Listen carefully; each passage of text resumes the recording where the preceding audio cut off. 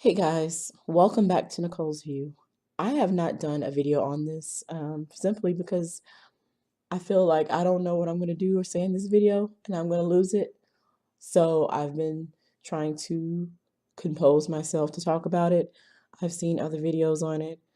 What's going on in Libya is downright evil. Of course, it is nothing new. It is just new because now with social media, and everything being fast, technology being quicker, you can see it live and in color and in your face. And to see these African immigrants being auctioned off as if they're slaves in Libya is the most horrific thing since our people were in bondage. I mean, to see this in the year 2017. And I know some folks are going to say slavery never went anywhere. Damn it, I know that. Hell, it's still going on today in this damn country. But to see this, I mean, and these are Arabs doing this, okay? It's like, what the hell can someone like me, can someone like you do? Because I'm all about solutions. Um, we all know how this country just crumbled after Gaddafi was basically taken out, uh, thanks to some of these your world leaders who were a part of it, including Obama, including Hillary, which this right here is just a classic example. And I am so glad I did not vote for this woman. I'm so glad I didn't. At least my conscience can be somewhat clear. I didn't vote for this woman. I'm very happy I didn't. When I see this, this is part of her legacy. In your white supremacist media, they're not going to talk about it. They'll talk about it, but they're not going to include her.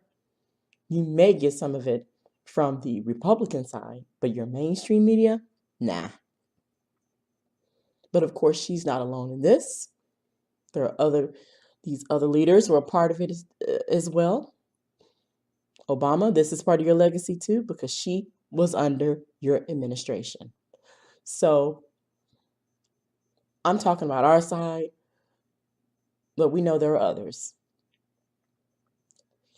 That man may have not been perfect, but compared to what the hell is going on over there now, really? Um, it's time for the international community, the UN, and everybody out here to do something about this. Something needs to be done.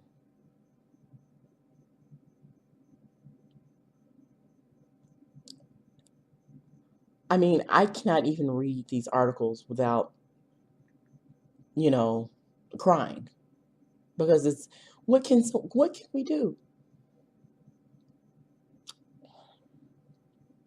What can we do about this? Tomorrow in New York, they're supposed to be having a rally. You know, New York is well known for this kind of stuff. Um, but I hate that it's in the middle of a weekday, like at noon. Like people are working. I feel like they should have did this on like a weekend so we can all be out there. But I just I got to see something done, man. We had this something has to be done. This is fucking evil. Evil. Anyway, let me know what you think about this, guys. Like, comment, subscribe, and I'll see you all in the next video.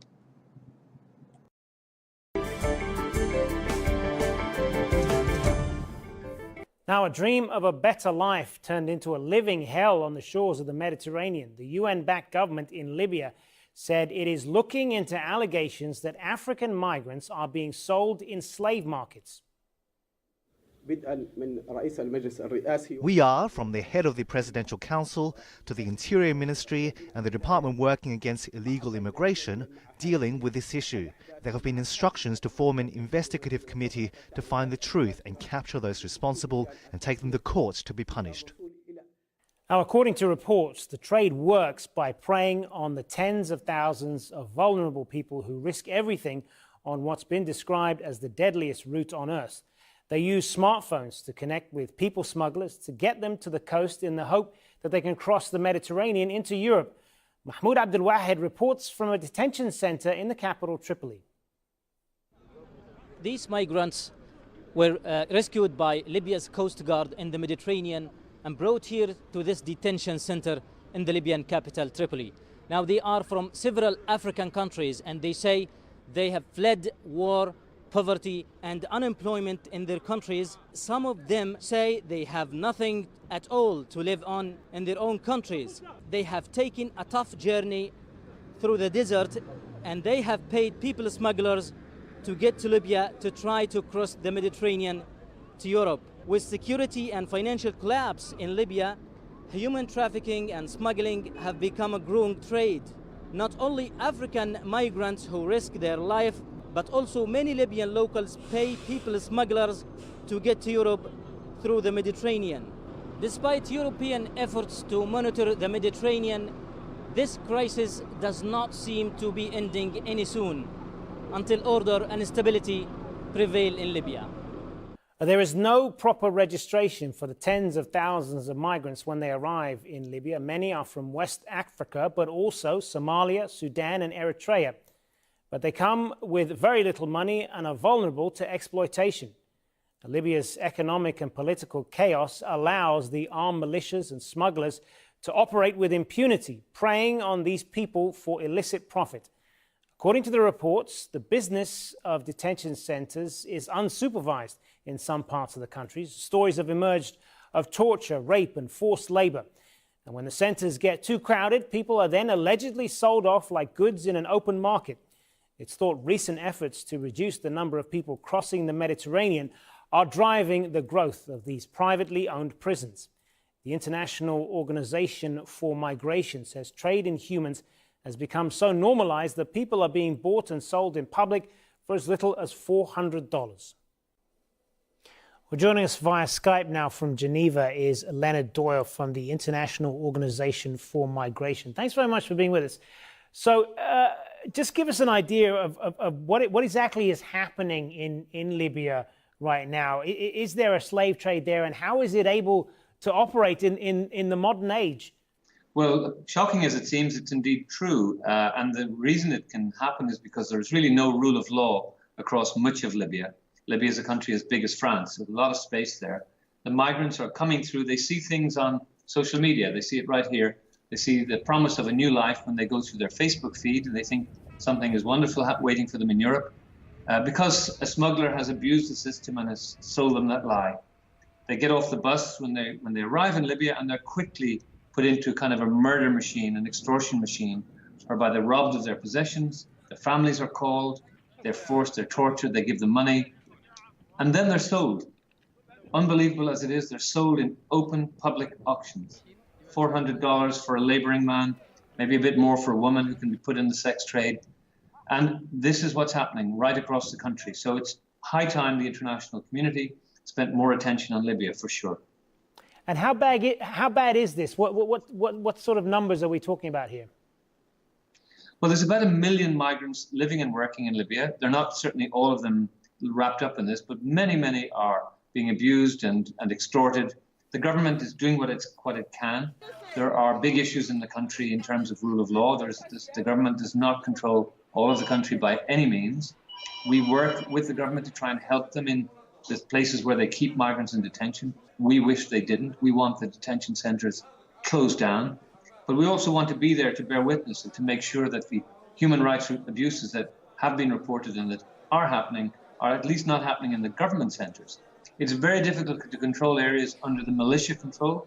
As is well aware to everybody, this is a very lawless country, and it's incredibly difficult to look after the welfare of the migrants. But what is particularly important now, I think, is that this issue is reaching global attention. Indeed, and a lot of people will be shocked to know that this is a functioning slave trade economy that exists in the modern world. I mean, it is indeed shocking. The modern day slavery is widespread right around the world, and Libya is by no means unique. It's happening in the developed countries of the world and the undeveloped countries of the world. But I think what's particularly shocking is that this is happening effectively in the open, where people can go to a farmhouse, place a bid, and end up owning, quote unquote, a human being. So what needs to be done then to combat this? I mean, we've heard French President Emmanuel Macron this week calling for the UN to act in this regard. What needs to be done? Well, I think the first thing that's happening is very important, which is a sense of collective outrage, which is affecting the politicians. We're seeing a call, as you rightly said, from the President of France. We've seen it from many, many people. Many leaders across Africa have come up and said this is unacceptable, and they've been talking to their Libyan counterparts and saying, well, what can be done? The what can be done, a lot of it's already happening. There's a lot of money and effort being spent by the European Union, in particular in Libya, in helping improve the rule of law, improve the conditions of migrants, but it needs to go a lot further. We need to see United Nations boots on the ground. There are some United Nations military in the country, but not enough, and they're not there to impose the peace, but they are there to protect the UN workers so that that can increase, so that there can be more humanitarian work. At the moment, it's a difficult and dangerous country to work in, and we need to expand that. And is there a sense of a shared responsibility in all of this? I mean, it's very easy to blame Libya for all of this and the power vacuum that exists there. But this is a result of the fall of Gaddafi, which many Western nations had supported back in 2011. And there is the ongoing issue of migration to Europe and the lack of coordinated action by European nations there. So does more need to be done as far as the international cooperation on this? Well, I think it's kind of easy to have that narrative that you've just given, and you know, and that's part of the story, undoubtedly. But the notion that that because one dictator was removed from power, that that's the reason for all this happening. Well, I think that it's got to be more than that. I mean, this is everybody's responsible for their own lives, and the fact that there's lack of rule of law or lack of central control in Libya is down to the civil war that's engulfed the country at the end of the day. But there is an international responsibility, which is to help when there's when there's a vast and huge humanitarian problem, as there is in Libya, and that's what needs to happen. We need to see a more assertive international reaction.